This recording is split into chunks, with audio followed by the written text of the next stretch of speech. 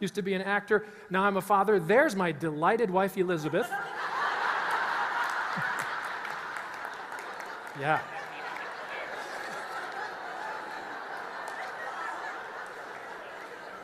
If looks could kill, literally. I don't know if she was pregnant in this picture, but she was clearly barefoot, so she's halfway stereotypical. Here she is now, her eyes are dancing. We have 5 boys, no daughters. Yeah, and apparently that's my fault. I don't know how. I'm not the one having them, you know. But 5 boys. Now, it may not surprise you that I do hail from Utah. So just up the road a piece, yeah, right. So just off frame there are like the other 4 wives. It was picture day for Liz in this one, and so it's terrible, I know. I literally, a master's in human resource management, you'd think that I would be more appropriate than that, but that's just the way I live. That's how I roll, baby. So here they are getting a little older, 5 boys, and she's getting a little happier. Oddly enough, very little changes through the years. If you'll notice, there, it's even a different house. And the clock is the same. We are nothing if not consistent. Here they are starting to take after her a little more as they age.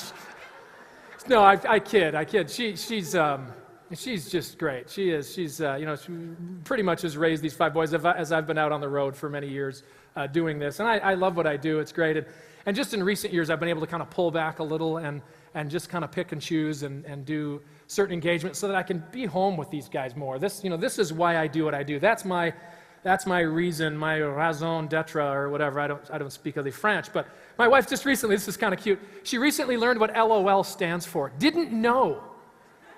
For the longest time, LOL, laugh out loud, and she thought it was, and many of you may have confused the same thing at first, lots of love, right? Lots of love. So as she now finds out that it's laugh out loud, she's immediately haunted and horrified by past emails and Facebook posts. Buddy, I know you and your mom, they love each other still. The divorce is going to be tough. LOL, we're with you.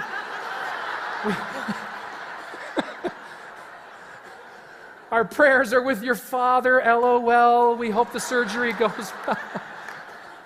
She's just cute that way. It's a lot of fun.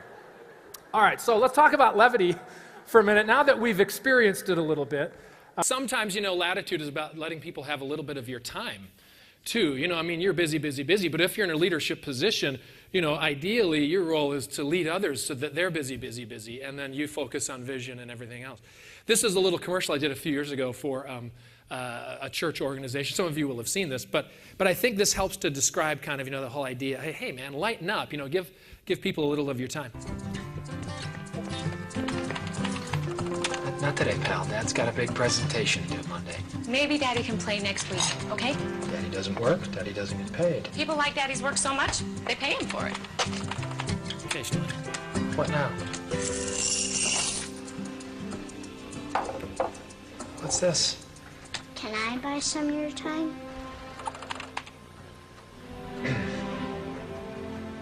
No, you can't. That's too bad. Well,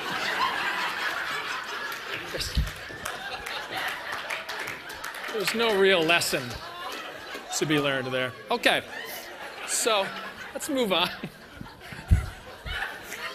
Let's go to attitude now. So, sorry, Leanne, she's having hot flashes over here now from.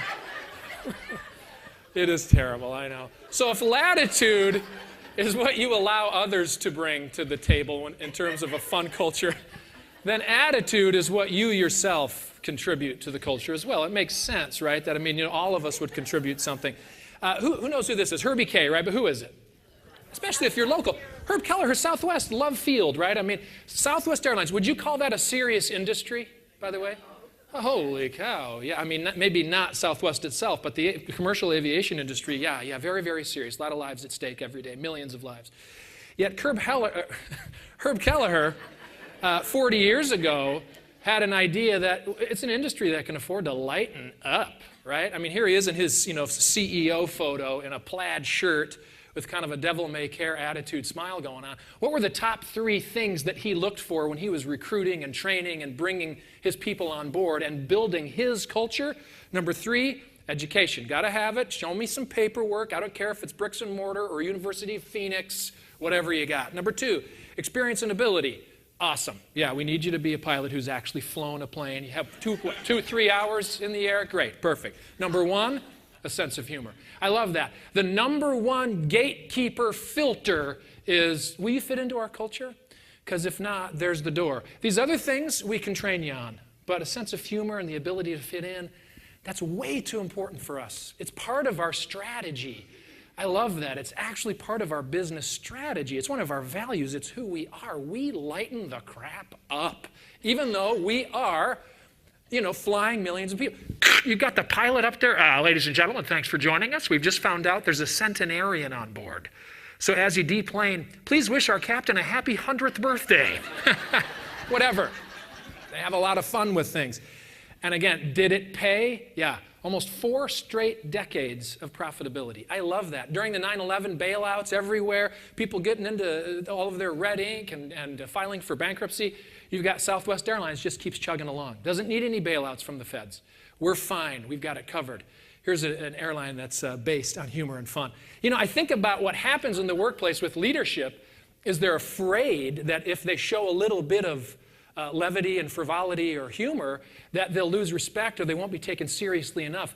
Case in point, I love the political season. It reminds me of one of my favorites, the 96 election with Dole and Clinton.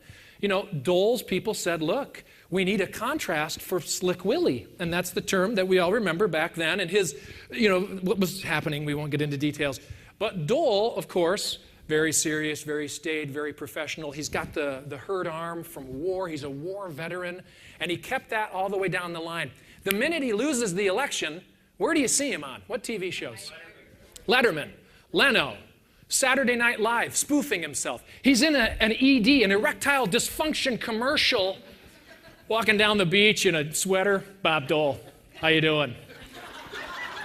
This arm isn't the only whatever. I mean, you fill in the, I don't go there. But I mean, where was that humor during the campaign? Now, I'm not saying that you put a lampshade on your head and you're shooting off one-liners and a guy walks into a bar in a debate, but people want a whole person as their president. They want to know that this is a person that can loosen a tie and pull a little Herb Kelleher occasionally, just sort of have the right sort of spirit about them. And I think that was damaging to him, among other things, of course, but it pays to lighten up. Harvard Business, we published this in the book, Sense of Humor is linked to a higher pay and faster climb up the corporate ladder. But don't worry, you don't have to be funny to have a sense of humor. I was trying to explain this concept of, not having a sense of humor from birth on the Today Show. And I had people around the country call and go, great job, you're on the Today Show. Why did you feel it necessary to flirt with Jenna Wolfe? I don't see it as flirting. I've seen this a million times. Let me play you 10 seconds of the clip. You tell me if this at all feels flirtatious. The fact of the matter is most people aren't necessarily born with a, your kind of sense of humor, very acute. Yeah. And you're cute as well. I mean, you think I'm cute? Well, aren't you? You're cute. Sure, you're cute. Anyway. Yeah, I don't see it. They tell me it's in there somewhere. I'm not sure. My wife was fine with it too, so I don't care. Either way. What you think? So it pays, again, to act appropriately with women who aren't my wife and to lighten up. So.